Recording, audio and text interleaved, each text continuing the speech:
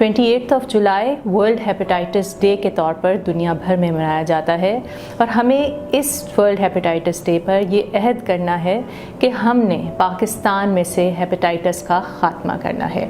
जब औरतें या लड़कियां कान छदवाने जाएं तो वो कोशिश करें कि वो नीडल जो है वो स्टरलाइज्ड हो, मेक श्योर करें।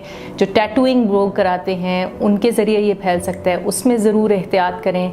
जब भी कोई सर्जरी या ऑपरेशन कराएं तो वो किसी अच्छे हस्पताल से कराएं जहाँ पे जो इंस्ट्रूमेंट्स हैं और जो सामान इस्तेमाल किया जाता है ऑपरेशन में वो स्टरलाइज्ड हो।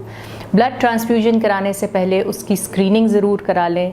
नशे की आदत जिन लोगों को है, एक तो नशा तर्क कर दें क्योंकि नीडल की शेयरिंग की वजह से हेपेटाइटिस फैलता है और ये एक बहुत बड़ा रूट है ट्रांसमिशन का।